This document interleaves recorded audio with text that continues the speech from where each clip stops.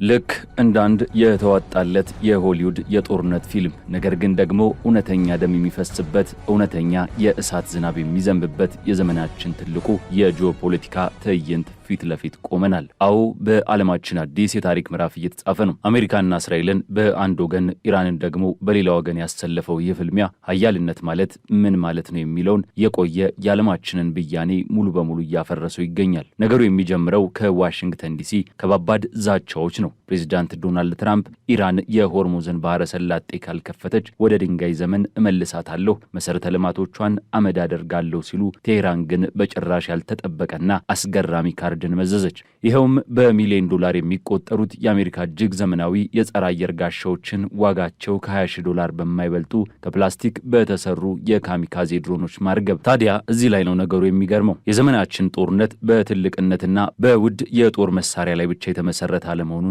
ኢራን በተግባር እያሳየች ነው። ሀገሪቱ የቴክኖሎጂ ማዕቀቦቿን በፈጠራና ሚዛናዊ ባልሆነ የጦር ስልት ተክታ የዓለማችንን ልዕለ ኃያል ሀገር የጦር በጀት እያሟጠጠች ትገኛለች። ከዚህ ባለፈ የፕሬዝዳንት ማሱድ ፔዚሽኪያንን ንግግር ስንመለከት ኢራን የጦር መሳሪያ ብዛትን ብቻ ሳይሆን ለመሞት የተዘጋጁ 14 ሚሊዮን ጀግኖች አሉኝ በማለት የህዝቧን ስነ ልቦናዊ ቁርጠኝነት እንደ ትልቅ መከላከያ አድርጋ አቅርበዋለች። እናም ዛሬ ከስትራቴጂካዊቷ የካርግ ደሴት አስገራሚ የአሜሪካ ወታደሮች መማረክ ክስተት እስከ ኩዌትና ኢራቅ የአሜሪካ ጦር ሰፈሮች መደብደብ፣ የእንግሊዙ ጠቅላይ ሚኒስትር አሜሪካ የጦር ሰፈሬን አትጠቀሚም ከማለታቸው እስከ ሩሲያ የጀርባ ስለላ ኢንተለጀንስ ድጋፍ ድረስ ያሉትን እውነታዎች እንፈትሻለን። ይህ ቮይስ ኦፍ ኢትዮጵያ ዓለም አቀፍ ትንታኔ ነው። የዓለምን ፖለቲካ በሰፊው የምንዳስስበት መድረክ። ለቻናላችን አዲስ የሆናችሁ ሰብስክራይብ በማድረግ አብራችሁን ቆዩ።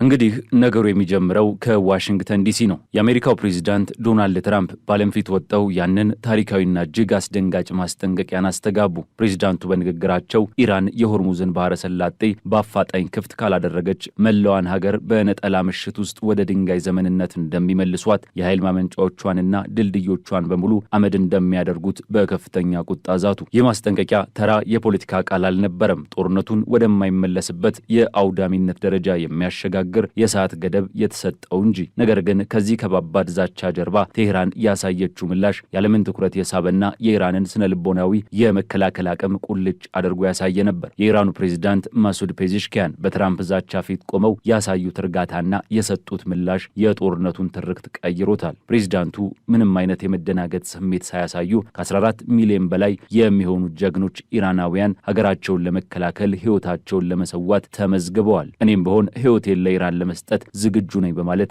አስገራሚ የሆነ የማይበገርነት ምልክትን አስተላለፉ። እስቲ ያስቡት፣ በዓለም ላይ ካሉት እጅግ ዘመናዊና አውዳሚ የጦር መሳሪያዎች ፊት አንድ ሀገር የህዝቧን ስነ ልቦናዊ ቁርጠኝነት እንደ ትልቅ የጦር መሳሪያ ተጠቅማ ስትሞግት ማየት ምን ያህል የጦርነት ስልት ውስብስብ እንደሚያደርገው። ይህ የኢራን ምላሽ የጦርነት ሚዛኑ በብረት ብቻ ሳይሆን በህዝብ ስነ ልቦናም ጭምር እንደሚለካ ያሳየበት አጋጣሚ ነው። ይህ በእንዲህ እንዳለ ወደ ጦር ሜዳው መሬት ስንወርድ የምናገኘው እውነታ ደግሞ ይበልጥ አግራሞትን የሚፈጠር ነው። የዘመናችን ጦርነት በትልቅነትና በውድነት ላይ የተመሰረተ እንዳልሆነ ይልቁንም በፈጠራና ሚዛናዊ ባልሆነ አቅም ላይ የተንጠለጠለ መሆኑን ኢራን በተግባር እያሳየች ትገኛለች። አሜሪካ የራሷን የሎጂስቲክስ መስመሮችና ወታደራዊ ካምፖች ለመጠበቅ ሲባል ብቻ በመቶ ሚሊዮኖች የሚቆጠር ዶላር አውጥታ እጅግ ዘመናዊ የሆኑ የጸረ አየር መከላከያ ስርዓቶችን ዘርግታለች። ለምሳሌ በቅርቡ እንኳን የፔንታጎን መረጃዎች እንደጠቆሙት አሜሪካ ከመካከለኛው ምስራቅ እስከ ራሷ አህጉር ያሉትን መሰረተ ልማቶች ለምሳሌ የፊፋ ስታዲየሞችን ጭምር ለመጠበቅ $600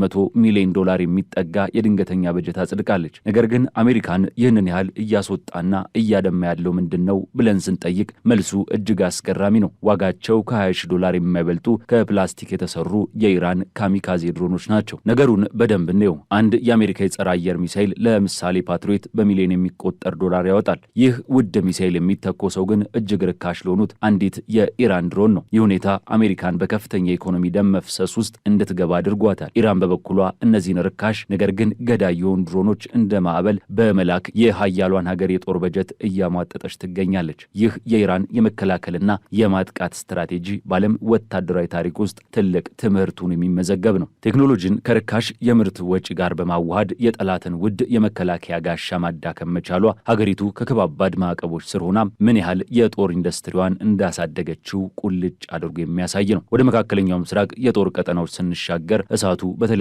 አቅጣጫዎች እየነደደ መሆኑን እንረዳለን። የኢራን እስላማዊ አብዮታዊ ዘብ እውነተኛ ቃል ኪዳን 4 በሚል በሰየመው ዘመቻ በመላው ቀጠናው በሚገኙ የአሜሪካና የእስራኤል የጦር ሰፈሮች ላይ ተከታታይና ከባድ ጥቃቶችን ፈጽሟል።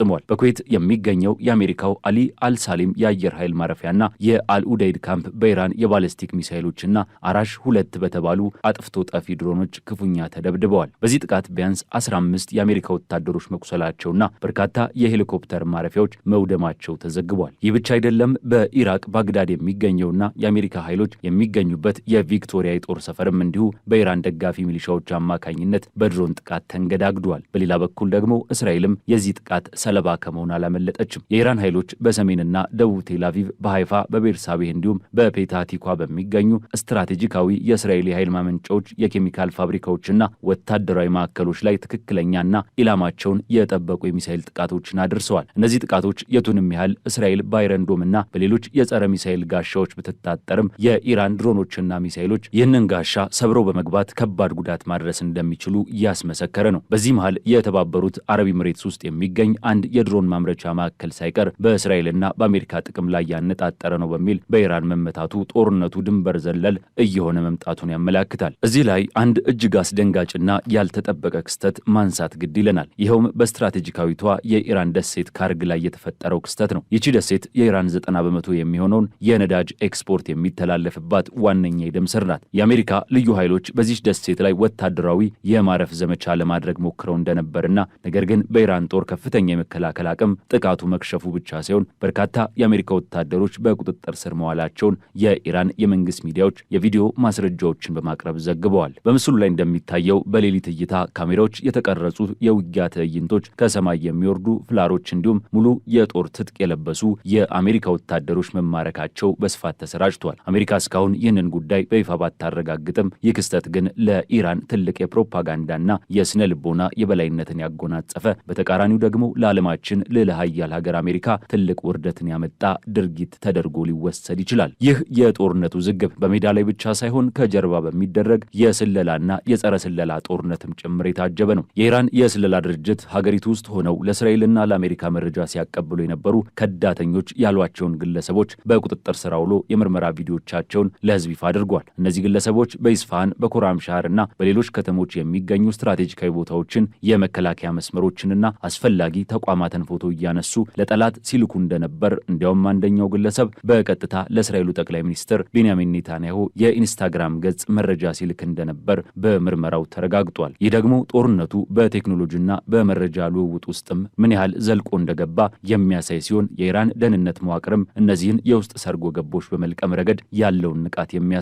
ነው። ነገሩን ይበልጥ አሳሳቢና ዓለም አቀፋዊ የሚያደርገው ደግሞ የሌሎች ሀያላን ሀገራት በዚህ ጂኦፖለቲካዊ ቼዝ ጨዋታ ውስጥ ቀጥተኛ ተዋናይ የሆኑ መምጣታቸው ነው። ዲፕሎማሲያዊና ወታደራዊ መስመር በከፍተኛ ሁኔታ እየተደበላለቀ ነው። ለምሳሌ እንግሊዝን እንውሰድ። በአሜሪካና በእንግሊዝ መካከል ያለው ታሪካዊ ጥምረት ሁላችንም የምናውቀው ነው። ነገር ግን የዩናይትድ ኪንግደም ጠቅላይ ሚኒስትር ኬር ስታርመር የወሰዱት ያልተጠበቀ አቋም ዓለምን አስገርሟል። ፕሬዚዳንት ትራምፕ በኢራን የሲቪል መሰረተ ልማቶች ላይ በተለይም ድልድዮችንና የኃይል ማመንጫዎች ላይ ጥቃት እፈጽማለሁ ብለው ባስጠነቀቁበት ወቅት ጠቅላይ ሚኒስትር ስታርመር አሜሪካ በእንግሊዝ ግዛት ስር ያሉትን እንደ ዲያጎ ጋርሺያና በቆጵሮስ አካባቢ ያሉትን የጦር ሰፈሮች ለዚህ ጥቃት እንዳትጠቀምባቸው በይፋ ከልክለዋል። ምክንያታቸው ደግሞ የሲቪል ተቋማትን ማጥቃት በዓለም አቀፍ ሕግ መሰረት የጦር ወንጀል በመሆኑ እንግሊዝ የዚህ ታሪክ ተባባሪ መሆን አትፈልግም የሚል ነው። ይህ ውሳኔ በምዕራባውያን አጋሮች መካከል የተፈጠረውን ከፍተኛ የፖሊሲ ስብራት የሚያሳይና አሜሪካን በዚህ ጦርነት ውስጥ በተወሰነ መልኩ ብቸኛ እያደረጋት ያለ አጋጣሚ ነው። ወደ ምስራቁ ዓለም ስንዞር ደግሞ የሩሲያ ሚና እጅግ ጎልቶ እየወጣ መሆኑን እናያለን። ፕሬዚዳንት ቭላዲሚር ፑቲን አሜሪካና እስራኤል በኢራን ላይ እያደረጉ ያለውን ዛቻ በጽኑ ኮንነዋል። ሩሲያ ይህ ድርጊት አጠቃላይ ቀጠናውን ወደማይጠፋ እሳት ውስጥ የሚከት ህገወጥ እርምጃ ነው ስትል አስጠንቅቃለች። ከዚህ ባለፈ የዩክሬን የስለላ ምንጮች ይፋ እንዳደረጉት ሩሲያ ለኢራን እጅግ ወሳኝ የሆኑ የስለላ መረጃዎችንና የሳተላይት ምስሎችን በማቀበል የኢራን በሚሳይሎች የእስራኤልን የኃይል ማመንጫዎች በትክክል እንዲመቱ ትልቅ እገዛ አድርጋለች። ምንም እንኳን ሩሲያ የኤስ-400 የጸረ አየር መከላከያ ስርዓትን ለኢራን ለማቅረብ ያቀረበችውን ጥያቄ ለጊዜው አላስተናገደችም ቢባልም ይህ የኢንተለጀንስ ትብብር ግን የሩሲያና የኢራን ስትራቴጂካዊ ወዳጅነት የቱን ያህል ጥልቅ እንደሆነ ያሳያል። ቻይና፣ ፓኪስታንና ቱርክም እንዲሁ በጉዳዩ ላይ ጣልቃ በመግባት የተኩስ አቁም እንዲደረግና ዲፕሎማሲያዊ መፍትሄ እንዲፈለግ ግፊት እያደረጉ ይገኛሉ። እስቲ ቱርክን በተመለከተ ያለውን ሁኔታ እንመልከት።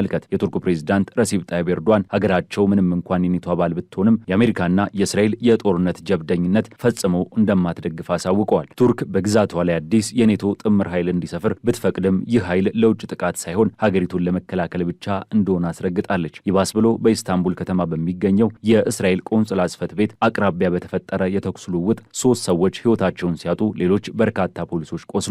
ይህ ክስተት በቱርክ መሬት ላይ እንኳን የሕዝቡን ቁጣና የጸጥታውን ስጋት ምን ያህል እየገነፈለ መሆኑን የሚያሳይ ነው። ታዲያ ይህ ሁሉ ጥንቅጥ ወዴት እያመራ ነው? መሬት ላይ ያለው እውነታ ስንመዝን አሜሪካና እስራኤል ያሰቡት ፈጣንና አውዳሚ ጥቃት ኢራን በዘረጋቸው የተንሰራፋና ሚዛናዊ ያልሆነ የመከላከልና የማጥቃት ስትራቴጂ ምክንያት ቆም ብለው እንዲያስቡ አስገድዷቸዋል። የኢራን አየር መከላከያ ኃይል እንደ ሄርሚስ 900 እና አሜሪካ ሰራሹ ኤምኪው 900 ሪፐር ድሮኖችን ከሰማይ ላይ በተደጋጋሚ በማርገፍ የአየር ክልሏ በቀላሉ የማይደፈር መሆኑን እያስመሰከረች ነው። በተጨማሪም በኩዌት፣ በሳውዲ አረቢያ በአልጁበይል የኢንዱስትሪ ዞን ላይ የደረሰውን ጥቃት ጨምሮና በሌሎች የአረብ ሀገራት ላይ የሚገኙ የአሜሪካ የጥቅም ማዕከላት የጥቃት ኢላማ መሆናቸው አሜሪካን ጦርነቱን እንዳታሰፋ ትልቅ ማነቆ ሆኖባታል። አረብ ሀገራትም ቢሆኑ የራሳቸው መሰረተ ልማት እየወደመ በመሆኑ አሜሪካ ከዚህ ግጭት እንድትወጣ ግፊት ማድረግ ጀምረዋል። ሲጠቃለል ይህ አይነቱ ጦርነት አሸናፊና ተሸናፊ ተብሎ በነጠላ መስመር የሚቀመጥ አይደለም። አሜሪካ በእጅጉ የገዘፈ ወታደራዊና የቴክኖሎጂ አቅም እንዳላት አይካድም። ሆኖም ኢራን ደግሞ ይህንን የቴክኖሎጂ ትዕቢት በርካሽ ግን ደግሞ በብዛት በሚመረቱ ድሮኖች፣ ውስብስብ በሆኑ የፕሮክሲ ውክልና ጦርነቶችና በህዝቧ ስነ ልቦናዊ ቁርጠኝነት መመከት መቻሏ አዲሱን የዓለም ወታደራዊ ሳይንስ ጥያቄ ውስጥ የከተተ ነው። የሆርሙዝ ባህረ ሰላጤን የመዝጋት ማስፈራሪያ ደግሞ የዓለምን የኢኮኖሚ ደም ስር የመበጠስ ያህል አቅም ያለው የኢራን ትልቁ የመደራደሪያ ካርድ ሆኖ ቀጥሏል። ጦርነቱ ወደ ለየለት የእልቂት ምዕራፍ ያመራል ወይንስ የዲፕሎማሲው ጥረት አሸንፎ ዓለም ትንሽ ትንፋሽ ታገኛለች የሚለውን የሚመልሰው ጊዜ ብቻ ነው። ነገር ግን አንድ ሀቅ አለ። ኃይል በገንዘብና በዘመናዊ መሳሪያ ብዛት ብቻ የሚለካበት ዘመን አብቅቷል። ኢራን ያሳየችው የመከላከልና የመልሶ ማጥቃት አቅም የዓለማችንን የጂኦፖለቲካ ታሪክ በአዲስ ምዕራፍ እየጻፈው ይገኛል። የዛሬው ዓለም አቀፍ ትንታኔያችን በዚሁ ተቋጨ። ስለተከታተላችሁን እያመሰገንን ለቻናላችን አዲስ የሆናችሁ ሰብስክራይብ በማድረግ ቤተሰብ እንድትሆኑ እንጋብዛለን። ከሰዓታት በኋላ በሌላ ዓለም አቀፍ ጉዳይ እስከምንገናኝ ሰናይ ጊዜ